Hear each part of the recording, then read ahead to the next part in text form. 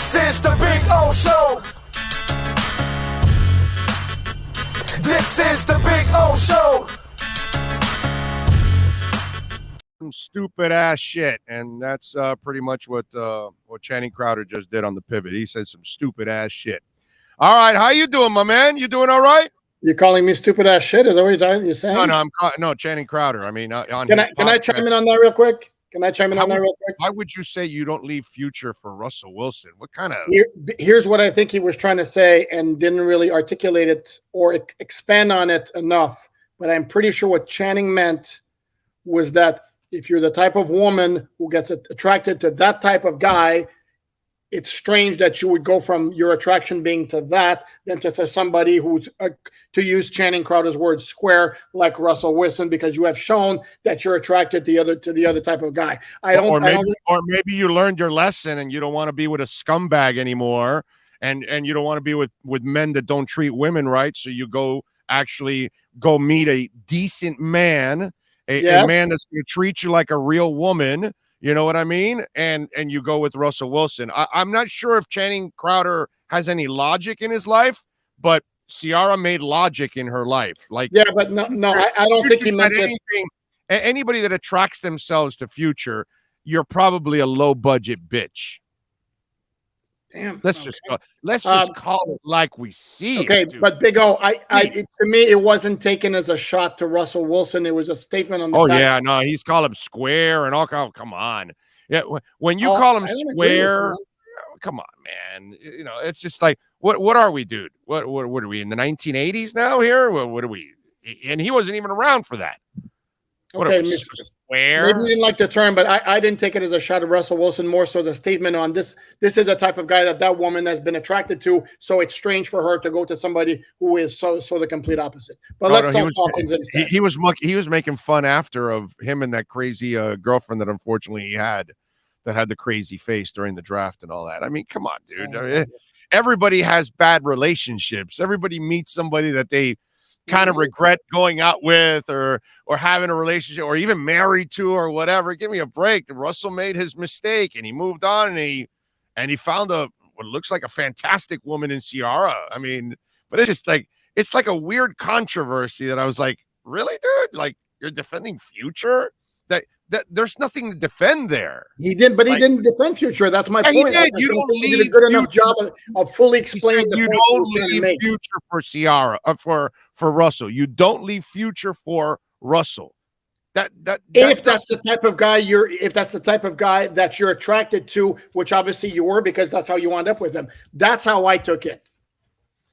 But let's talk DeVante Parker, Xavien Howard. I think that's more interesting, personally. So, great trade, by the way. That was a fantastic trade by Chris Greer. Those hamstrings are going to be popping in the cold.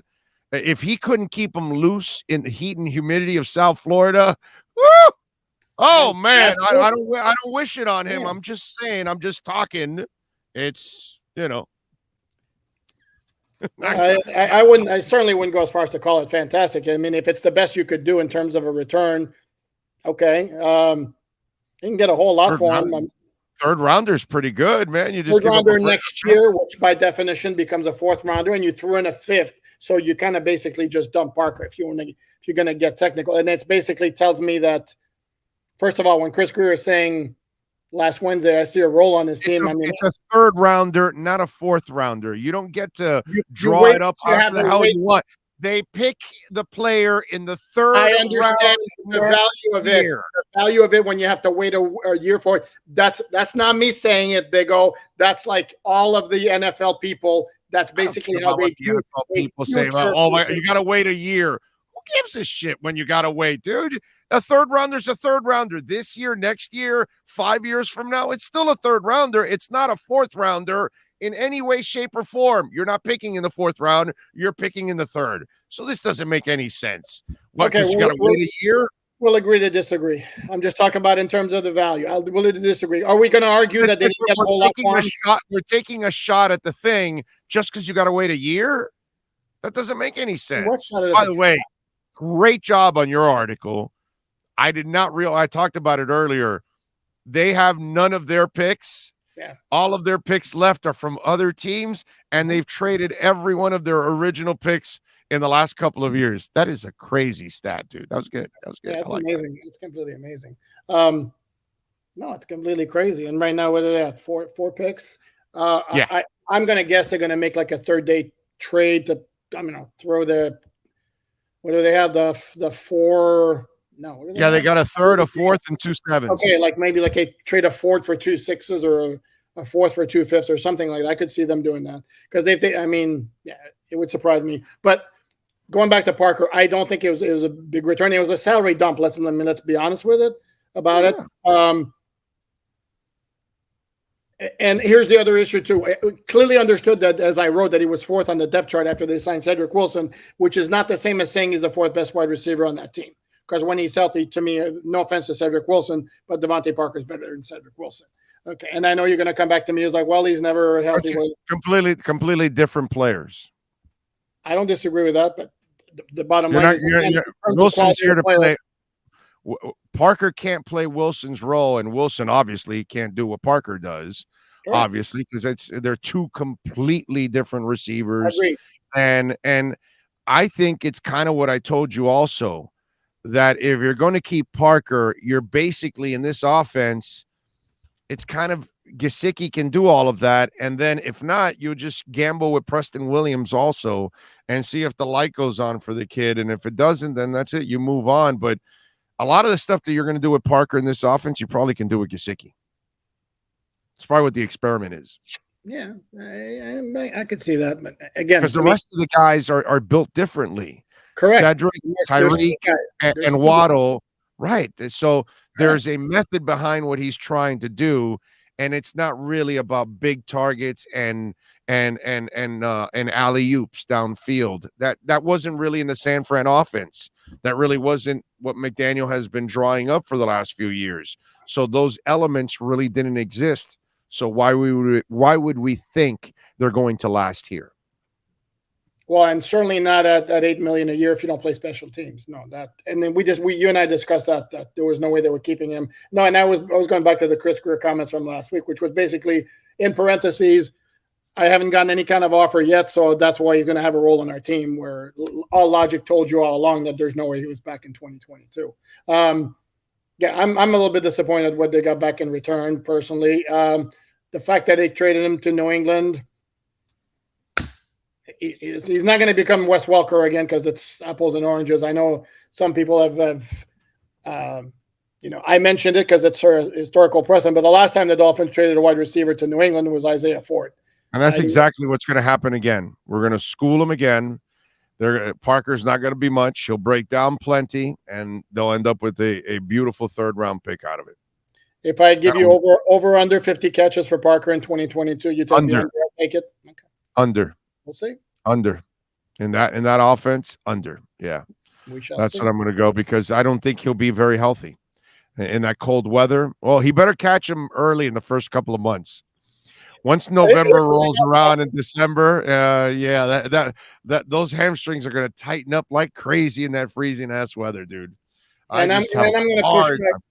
I'm going to push back on the whole narrative of always heard all like that. You do know he missed only 20 games in his 7 seasons combined with the Dolphins, and he played 80% of the offensive snaps. How many of those games did he finish? I don't care how many he finished. He played 80% of the snaps.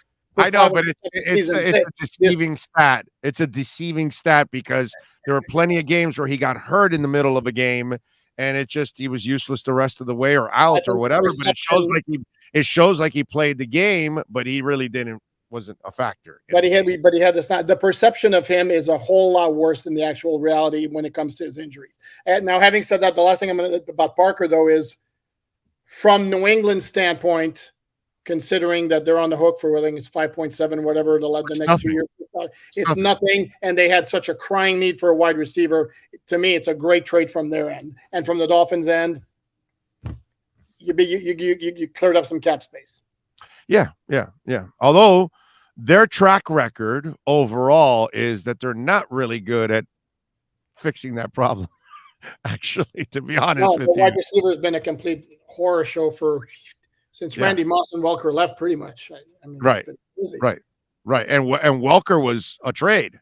But drafting, oh my God, they can't draft, bro. Belichick cannot find receivers in the draft. Edelman was his Edelman, and because I don't even know if Troy Brown's his pick or he inherited Troy, because I don't know. I'm not even sure because Troy was there, so I'm not exactly sure. Maybe he drafted him or not, but yeah, I'm not sure. I think he might have predated Belichick, actually. Yeah, it's like, man, they have struggled to draft receivers in that place big time. I mean, what's it called now? This other guy is apparently available in Seattle, TK Metcalf, if there's the right deal out there. I'm shocked that they didn't go all out for a guy like that. That's what they need. Jets, they say, are going to try to trade for him now. There you go. Be curious to see what he brings back in return. Yeah, he's a good player, man. Wonder if Seattle goes, hey, give us the same deal we gave you for Jamal Adams. Right. Yeah. Your thoughts on the X deal? As I told you last week, it's like if they're going all in the way they were going all in with the Hill and Armstead trades, it made zero sense to move on from X. So, and the structure of the deal is such that it's basically 2 years. X is on the team, fully guaranteed contracts the next 2 years, and then revisit in the 2024 offseason. I believe he's got a roster bonus due early that spring or even before spring, whatever, at which time the Dolphins then can make a move. But for the next 2 years, that kind of like eliminates the long-term concerns because of his knees and all that. And again, you don't make all the moves to go all in to make a big push in 2022 and not keep your best player. So to me, it had to be done. Yeah, no, either you do it or you trade them, because you can't pay all these guys and then and guys that weren't even on your team, and then turn them and say, yeah, no, we're not. You got to play on the contract. There's no way that was going to fly. So it's either trade or sign him, and they ended up signing him. Well, you couldn't trade him. You couldn't trade him. Not when you sign right. Armstead and you trade for Hill. You've made the commitment to 2022. Keep your best player. Right. And the other thing too is which is interesting, is this is a guy, mind you, restructured his contract with 4 years left on it. That was last August. They revisited, now restructured his contract with 3 years left on it. And for those who might suggest, well, that sets a bad precedent. Well, the Dolphins can always come back. Well, play like X played, and we'll talk about redoing your contract. Right. That's going to be the hook right there. Yeah. It's anybody that comes to him say, wait a minute, is your client X? I'm sorry, I must have missed it. Is he the best player on the team? We renegotiated the best player on the team. When your client is the best player on the team, then yeah, we'll do it also. You know what I mean? But and listen, in the end, also, if you're Chris Greer, it didn't work out for you with Flores.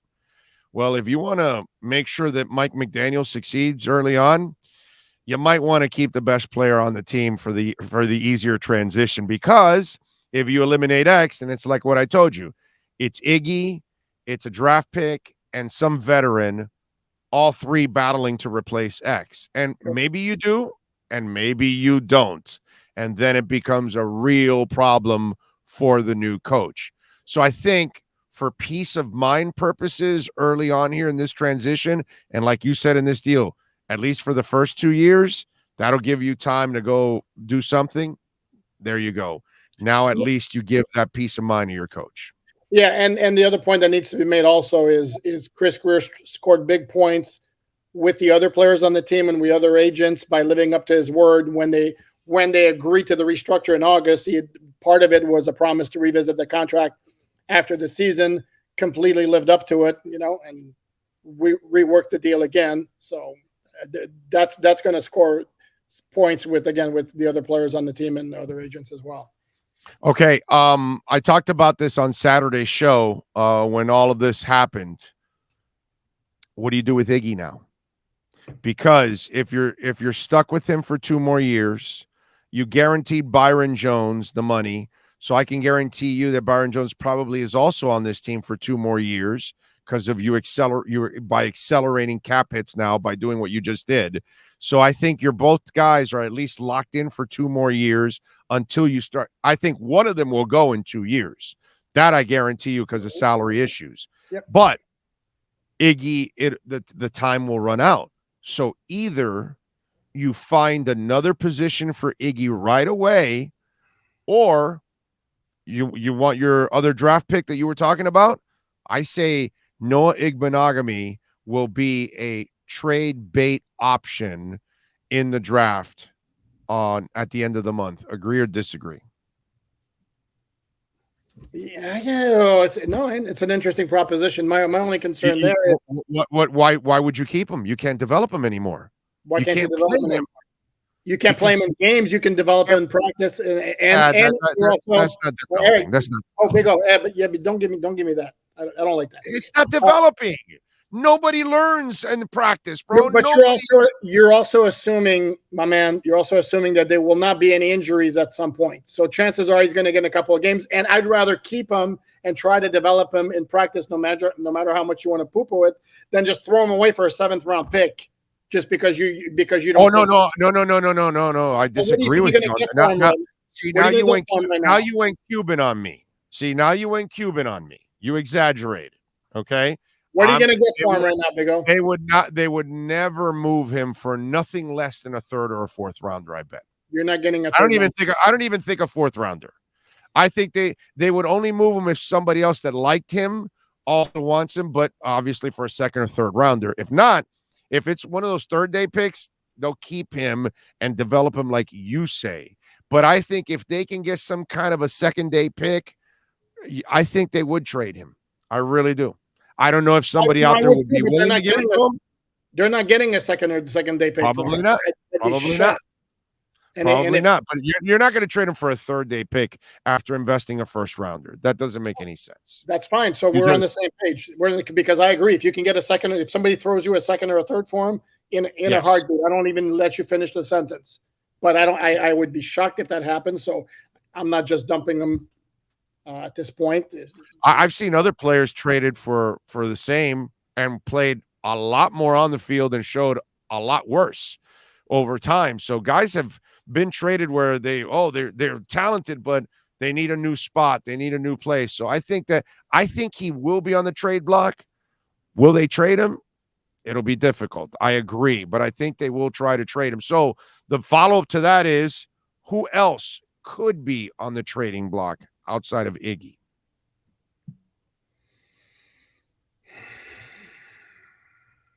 If you think they're going to try to acquire another pick or two at some point in the draft. Yeah, but that's later round picks by moving picks around. I don't think they have anybody. It doesn't matter to me. I don't care. Just tell me if you think there's other trade, because X would have been the guy that would have brought extra picks. That's done. You signed him. So this other option could be Iggy. Who else could be a trade option for the Dolphins that is excess right now? Nobody, right? Well, they still have 5 tight ends on the roster, and you don't need 5 tight ends on the roster. So, but you just re-signed Smythe, so it's not him. Gesicki, now that you traded Parker, and he brings you that one element of, like, the contested catch and the red zone target. Do you really want to trade him now? And again, it would go against the idea of you're going all in 2022. What do you get for Shaheen? What do you get for Hunter Long as a rookie 3rd round pick last year? Barely played. Somebody's putting there Eric Rowe. That might be one, right? But that's again a 6th, 7th rounder also. So yeah, that's about it. Well, part of the problem with Eric Rowe is the issue with him is his contract, because he's got like a 4.5 cap hit. It's not that bad, right? It's movable. But for a guy who didn't play at the end of last year, or barely played at the end of last year. Yeah, and he has kind of turned into a specialist. I kind of like Eric Rowe, to be honest with you. I do. No, I like Eric Rowe too. I think he helps out as a specialist. I don't like him as an every down corner, but he's not a corner, he's safety. Right, at safety, yeah, I like him. But I mean, his original position is how he came in. No, correct. Yeah, I like where he's at now, and in the role that they use him in. I'm with you there. All right, what do you got going on Sports Illustrated? So Dolphin fans all over the world, get locked in. Let me throw you another one that maybe possibly if we're going to look at Igbinoghene, somebody like that, could somebody look at Austin Jackson and say, yeah, I think there's something there. The Dolphins just have not used him properly, and the Dolphins decide, yeah, let's go ahead and make. Yeah. No, I think any of those kind of things are possible because somebody's trash is somebody's treasure, and that's kind of the way some of these coaches look at it. Like, no, this kid can play. They didn't do it right. This, that. So I think that's the entire problem with the whole line. To be honest with you, here's another one. If you have an offensive line where the scheme is basically a power scheme, could you call the Dolphins and throw like a 6th or 7th round pick for Slomin, who doesn't really look like an outside zone scheme type of guy? Right. Even though he is losing weight to try to be a little bit more mobile and mobile. Yeah. So let's hope because he's actually for you personally, he's kind of the guy you want to be on the team because he's a character. You know what I mean? And by the way, you get to go into the locker rooms, I hear, this year. That's apparently. They haven't said it officially, right? But a word is that, right? Correct. There hasn't been an official word from it, right? But word is that you guys are getting back into the locker rooms. Correct. Well, it was Goodell and his PR person at the league meetings kind of said it, that we will be back in the locker room. So. Oh, okay. They did say it officially. Okay. I know I saw some tweet on it from an NFL guy, and I said, oh, this is good. At least that's good. And he's the kind of guy, Slomin, that if he makes it, he's kind of a character, man. He's kind of a fun guy. He looks like a fun guy to cover. You know what I mean? Overall. Yeah. All right. But on Zooms, he was like very, very, said what he's supposed to say basically. And that's right. That's a problem with Zoom, and so many of the players are like that. And then you can get them in the locker room in one-on-one conversation, not even like strictly interviews. What I mean. Correct. Yeah. You can talk to them a little bit, Yeah, that's what I'm saying. That's what I'm looking forward to. I think you guys can get some good stuff there. All right, follow him on Twitter at Poupart NFL. Lock it in because he's producing about 87 articles a day. Alain, as always, thank you for taking time, my brother. Appreciate you. You got it. We'll speak on Thursday.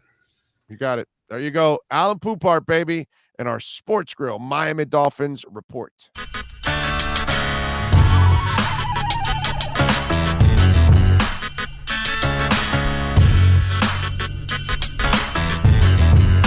This is the Big O Show.